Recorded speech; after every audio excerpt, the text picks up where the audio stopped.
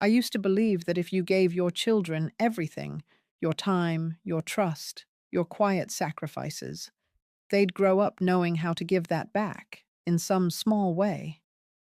I thought I'd raised my son to see people before money, but life has a cruel way of peeling back illusions. I'm Dorothy. Most people around here call me Dot.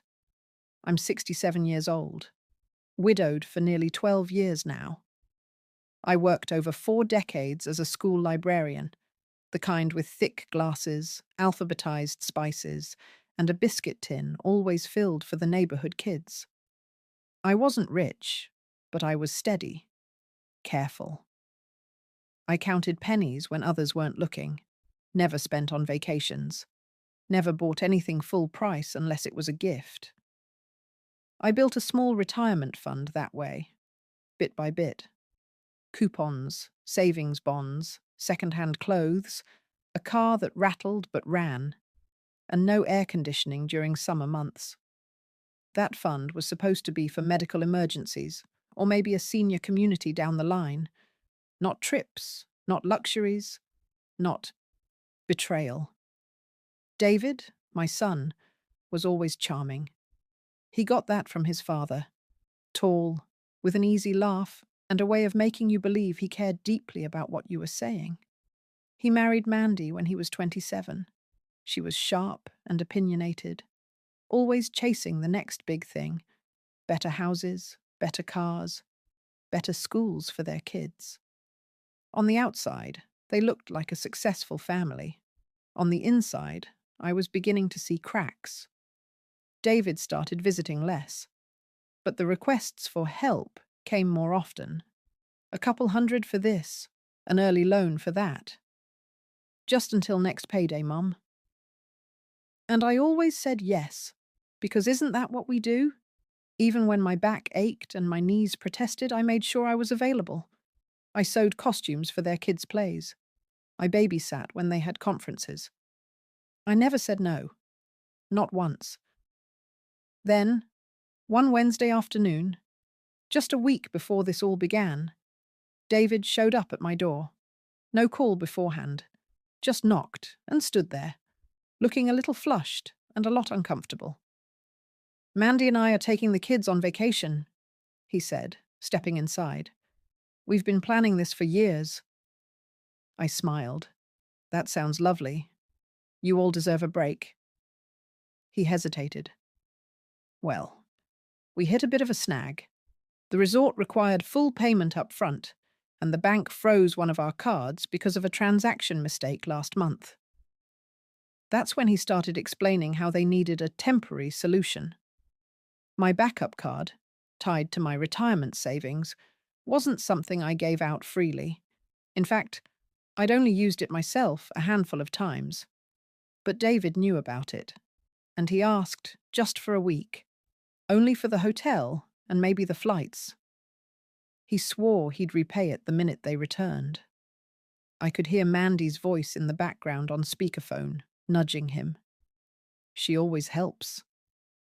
Just ask Dave." I paused. My gut felt tight, but I swallowed it. "Fine," I said. "Just don't go overboard." He grinned like a boy again, hugged me. "You won't regret it, Mom." But I did, not just for the money, but for letting myself believe I still mattered to them beyond my utility. That night, I sat in my small kitchen, staring at the card on the counter. I didn't even want to touch it. I brewed a cup of chamomile tea and sat by the window, wondering what kind of vacation they were planning.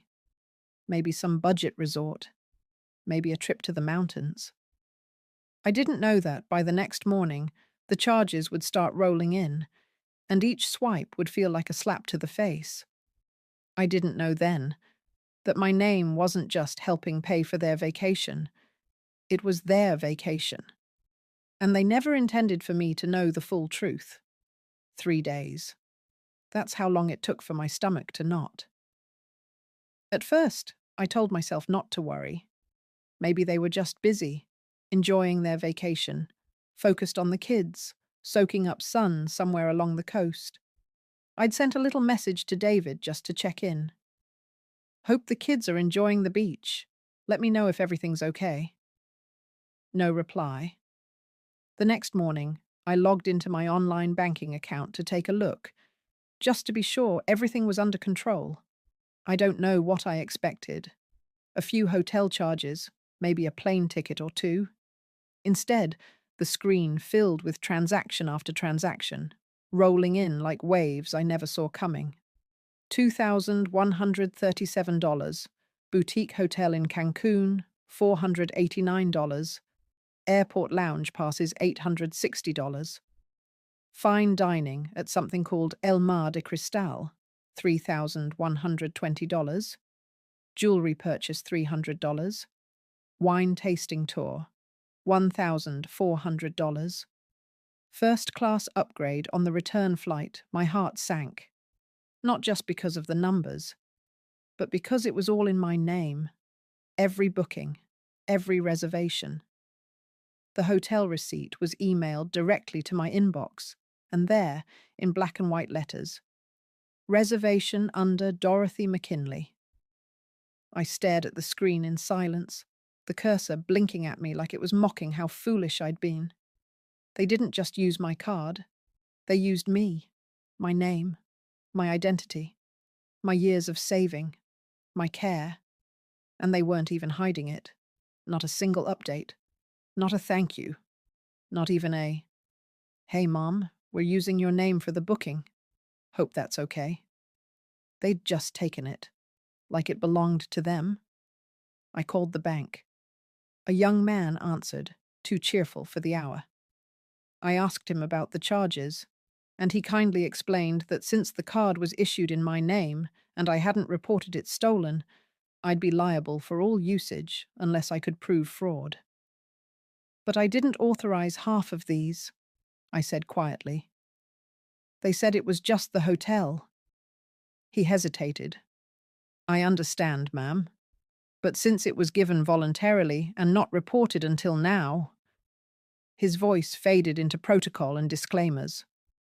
I stopped listening after that. What do you say when you realize your own child didn't even consider how this might impact you? It wasn't just money, it was trust. And it was being taken for a fool at an age when you're supposed to be cared for, not used.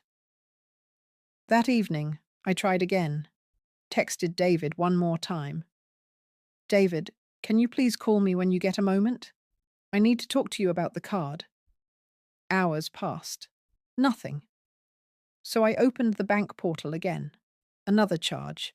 $249. Sunset Catamaran Experience.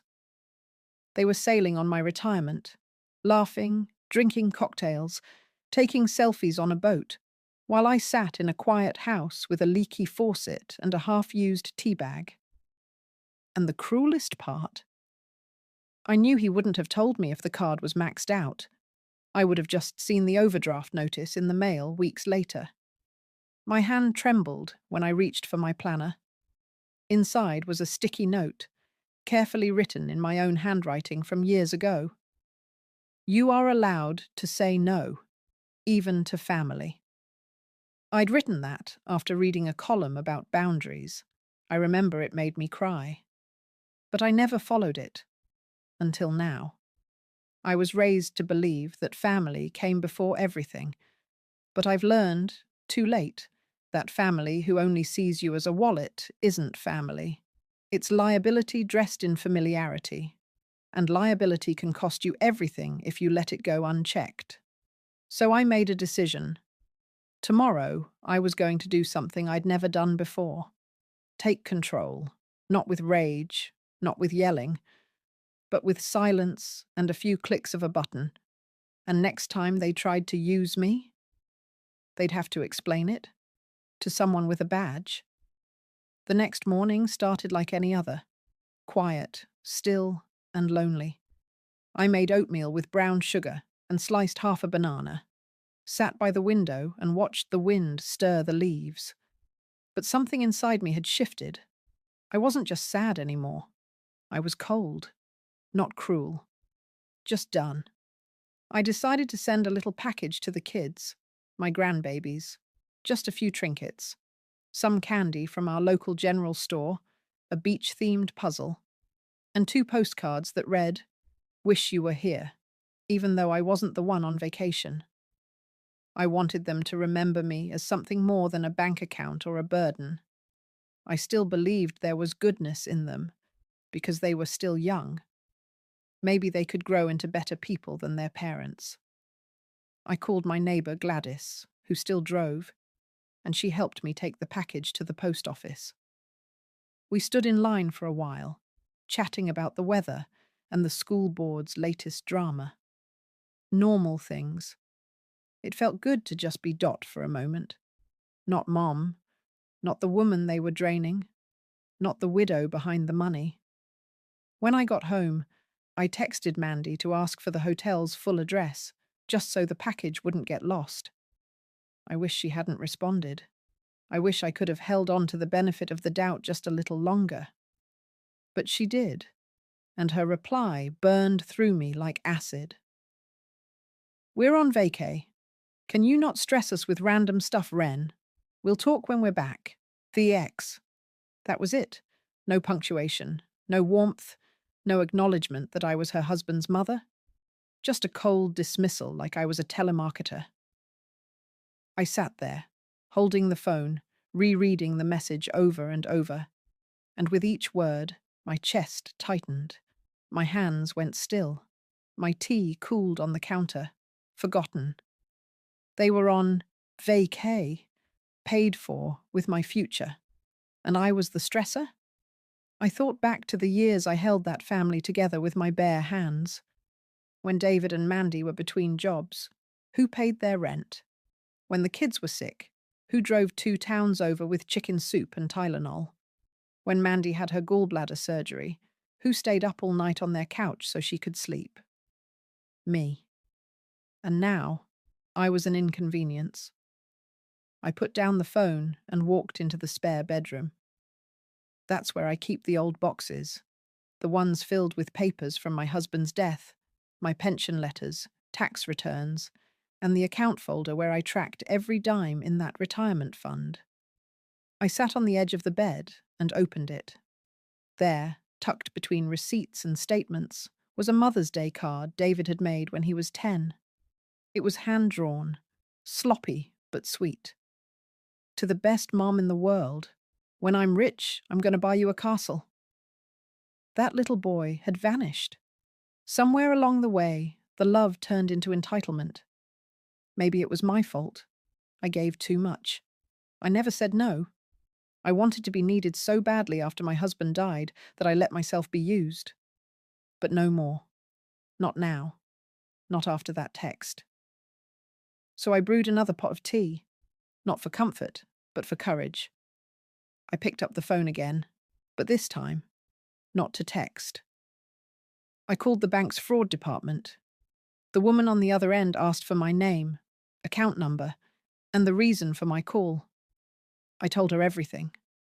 I told her I was no longer authorizing any usage on that card, that the people using it had not informed me of the full extent of their spending, and that I felt coerced into giving access under false pretenses. She was quiet for a moment, then said, "We can lock it immediately. Are you sure?"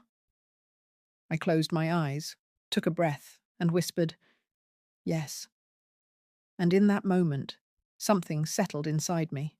Not revenge, not victory, just relief. For the first time in a long time, I wasn't the one being quiet, so others could take what they wanted. I was finally saying no, and they wouldn't hear it, until it was too late. That night, I didn't sleep. Not from worry, those days were done, but from clarity.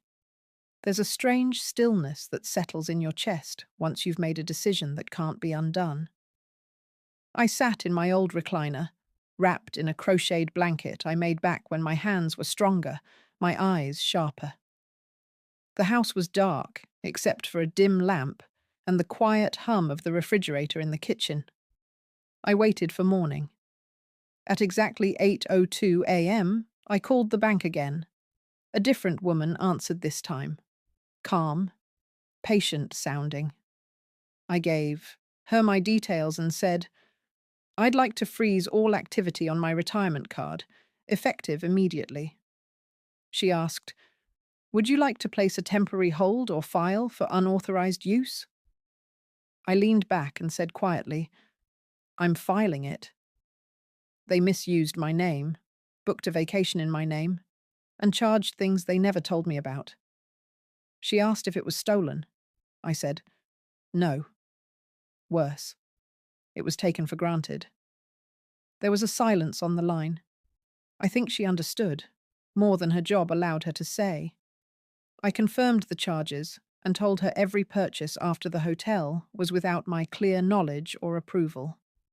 Then I said something I never thought I'd hear myself say. I am willing to file a formal dispute and go on record. They used me, and I won't be used again. She paused before replying. We'll proceed with flagging the account and marking all new transactions. If anyone tries to use the card again, it will be declined, and an alert will be sent. I thanked her, hung up, and exhaled for what felt like the first time in days. Then I did something even harder. I called the airline. A polite young man answered. How can I help you today, Miss McKinley? I explained the situation, that my son and his family had booked their return flight under my name, my loyalty points, my card, and my ID attached to the booking. But I wasn't travelling.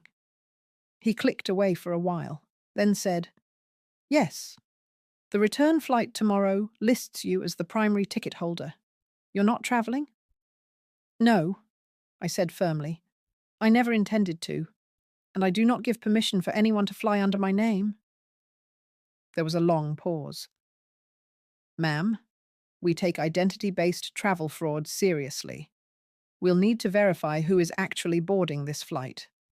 If the name doesn't match the ID, or if the booking was done under false information, it may result in detainment or denial of boarding at customs. I nodded slowly, even though he couldn't see me. That's exactly what I'm trying to prevent. I didn't approve this. He responded, Understood. We'll flag the reservation. You may receive a follow-up from airport security or customs. After the call, I stood up from the chair and walked into the kitchen. The kettle was still warm from earlier. I poured myself a fresh cup of tea. And I waited.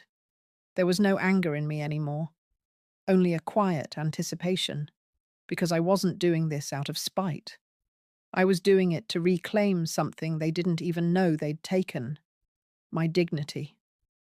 I had been invisible for years, swallowed in the background of their lives. The babysitter, the cleaner, the emergency fund, the woman who lived alone and could always help. They never asked if I could afford it. They just assumed I didn't need anything for myself. But now they were flying on a ticket that wasn't theirs, with names they didn't earn, on credit they hadn't built. And the moment that plane touched, down, someone in uniform would be waiting with questions they wouldn't have answers for. Because this time, they wouldn't be hiding behind my silence. This time, my absence would be the loudest thing in the room. The call came the next afternoon. It was from an unknown number, foreign, unfamiliar. I almost didn't answer, but something in me knew. I held the phone to my ear and said, Hello?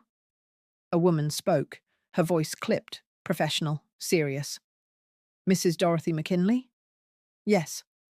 This is Officer Ramirez with Airport Customs and Border Protection at Cancun International Airport.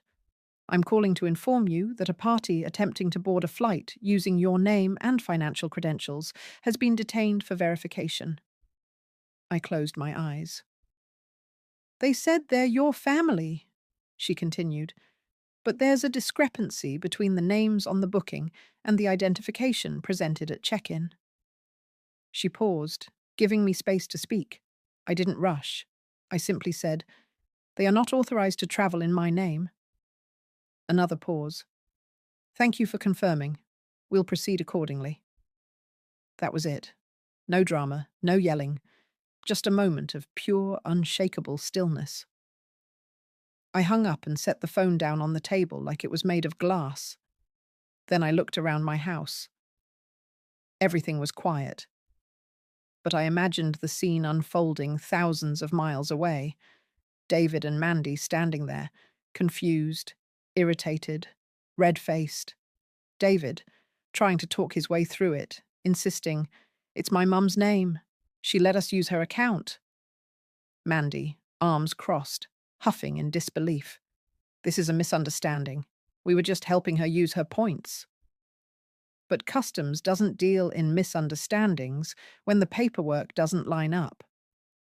The return flight had been booked using my name, my ID, and my points. And now, since I had withdrawn permission and flagged the card, it triggered automatic review.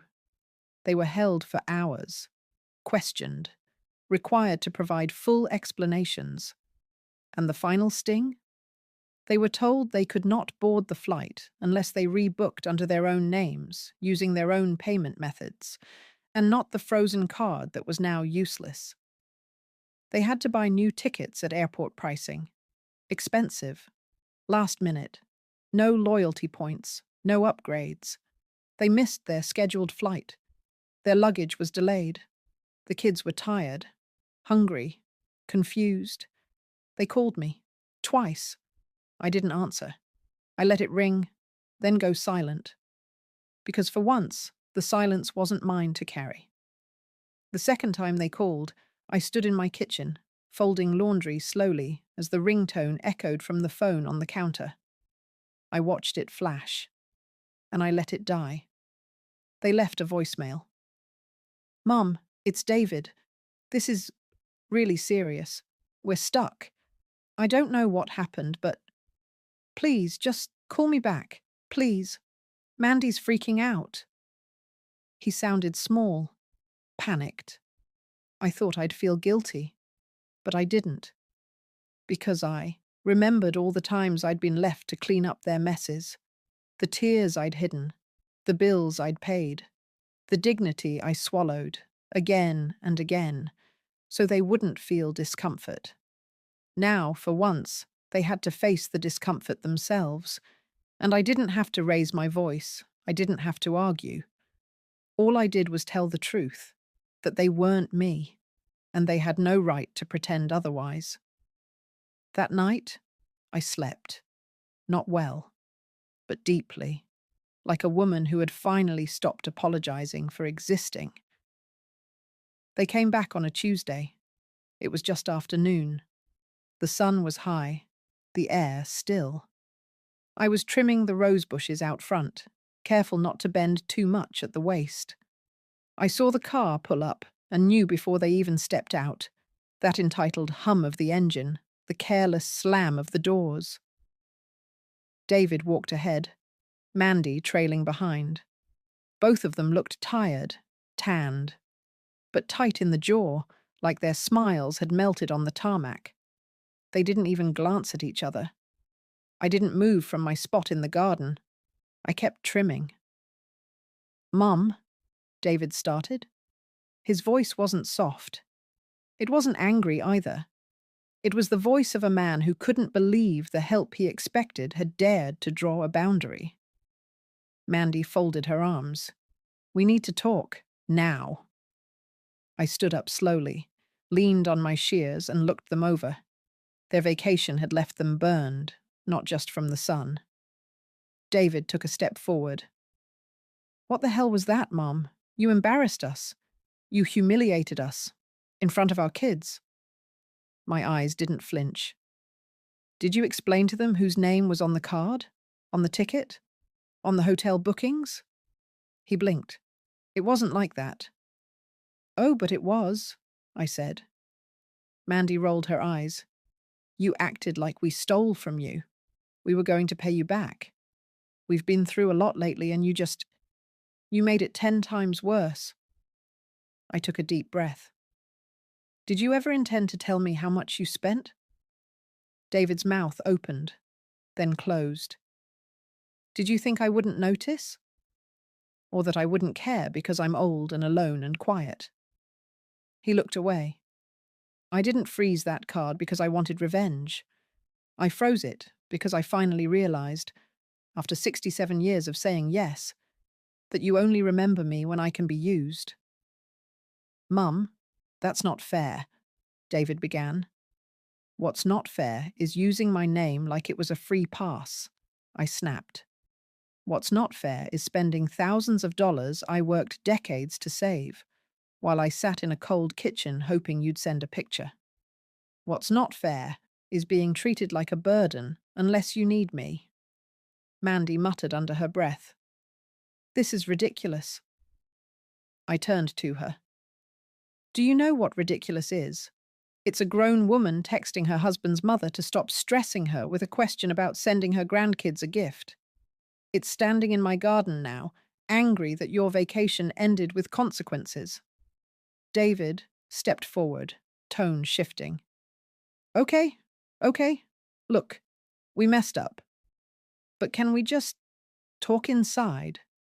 The kids are at home and we don't want to argue in the street. I looked at him, really looked, and for the first time I saw someone I didn't recognize, a man who had learned to take more than he gave. I walked inside, came back with a manila envelope, and handed it to him. Inside was a full printout of the bank transactions. I'd highlighted the charges. I'd written dates and totals. I'd even attached a small sticky note. Pay in full by the 10th. If not, the account goes to collections and fraud proceedings begin. He stared at it, stunned. I'm your mother, I said, but I'm not your doormat, and I'm done being your credit card. Mandy scoffed. You're really going to ruin the family over money? I smiled. Number you already did.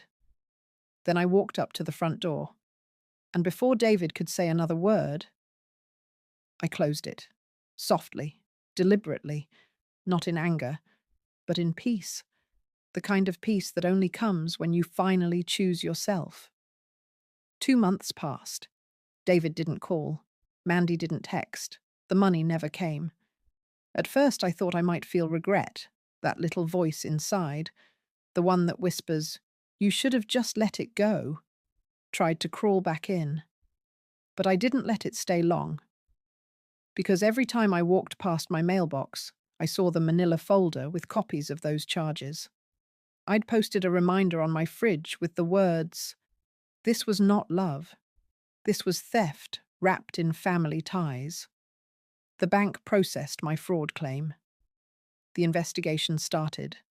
I gave my statement, printed my messages, even forwarded that nasty little text from Mandy. They told me it might take a while. I said I'd waited long enough already. Meanwhile, I went back to my life. The quiet life I used to resent suddenly felt like a gift. I baked more, read more, took longer walks. The sun started warming up the garden again, and the birds returned to the feeder outside my kitchen window. And one morning, when the light hit my face just right and the coffee brewed just the way I liked, I realized something I hadn't felt in years. Freedom. Not the kind you chase in airports or resorts. The kind that settles in your chest when you know you're no longer being used. That very afternoon, I opened my laptop. Not to check the bank, not to track charges, but to plan something for myself. I'd heard about a small seniors group that did guided trips. Nothing extravagant, just simple, peaceful places where folks walked through flower gardens, listened to ocean waves, and shared stories over tea. I booked it, paid in full. In my name. With my card. A 5-day retreat on the Oregon coast, ocean view. Breakfast included. A porch with rocking chairs and other women who'd seen too much and decided it was time to start living. No one needed to approve it. No one could take it from me. I packed a modest suitcase, 2 sweaters, a sun hat, and a book I'd been meaning to finish since my husband passed. I didn't need anyone's permission anymore. At the airport, I smiled as I passed through security. The attendant said, "Enjoy your trip, ma'am." And I did. I sat by the window on the plane, sipping ginger ale, watching the clouds roll by like soft hills below me. I wasn't nervous. I wasn't scared. I felt light. Later, on the second day of the retreat, I sat on the wraparound porch with a woman named Elsie. She was 72 and full of quiet wisdom. She asked why I came alone. I told her, because I waited too long for someone else to value me. Now I'm learning to do it myself. She patted my hand and said, "That's the bravest kind of journey there is." We watched the waves crash against the shore. In my lap was a postcard. Not one I'd sent, but one I'd received. It was from my daughter, my youngest. The one who'd moved away years ago and grown distant after David pulled the family close around him like a shield. She'd heard what happened. Somehow, word got around. Her message was simple. "I'm sorry I didn't see it sooner. The boys miss you. Can we visit soon? Love, Emily." And beneath that, 2 tiny crayon hearts drawn by my grandsons. I folded the postcard and tucked it into my journal. No, I hadn't lost everything. I'd only lost the parts that never loved me back. And in their place, I found something far more lasting. My voice, my peace, myself. They flew on my name. But I found my wings when I stopped waiting for their permission. And this time, the view was all mine.